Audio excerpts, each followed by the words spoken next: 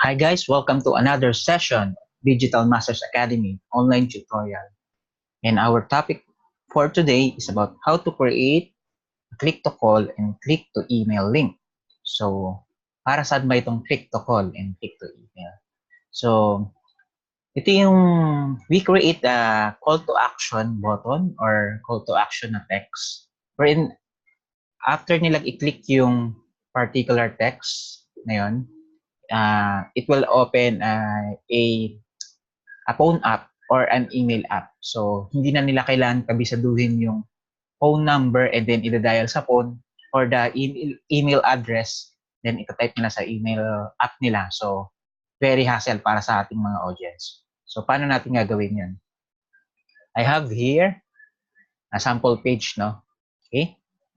So, click to call muna yung unahin natin. So, this one, yung call us. Okay, example lang ito. Actually, pwede akong gumawa ng call to action button using yung icon na phone na ito. So, kaya lang, I am using a particular plugin. So, hindi siya magiging applicable sa lahat ng site. Lalo na kung wala silang plugin na ginagamit ko. So, ang gagawin na lang natin is, gagawin nating click to call button yung word itong two words na to yung call us. Okay, na once they click this call us na phrase na to, it will open a phone app. Okay, so the first step is to highlight yung text.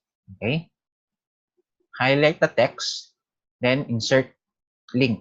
Okay, so hihingi siya ng URL. So ang itatype natin sa URL, okay, this one, tell, okay, colon, then plus sign. Okay? After that, yung country code. So, sa Philippines, 63. Then, the area code, which is 2.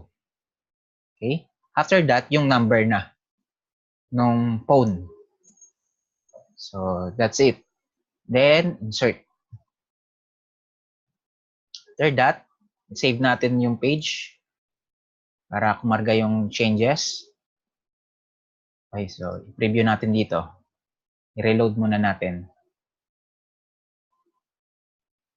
So, this one yung call us natin. Okay? The click to call button.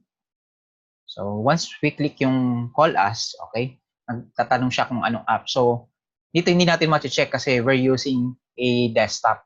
So, pero kung nasa mobile sila nagbo-browse, it will automatically open yung phone app nila. So, yun siya. Ito yung phone number na nilagay natin. Okay? So, that's how you create yung click to call button. Okay? Next is the click to email button. Okay? Same process. Okay, yung text, i-highlight natin siya. Okay, highlight the text. Okay, we will insert link ulit. Okay, insert link. Sa URL naman, ang ilalagay natin is mail and to. Okay, walang space. Mail to, colon, then the email address na gagamitin or email address nung business mo. Okay? Then, insert. After that, let's save. Okay, let's go to the preview page. I-reload natin. Alright, so let's click the click to email button. So, upon clicking yung email us, mag-o-open yung ating email app. Ito na siya. May personal email and send email to, yun na, yung tinype ko kanina. Okay? So, that's it guys. That's how you create yung click to call and click to email button.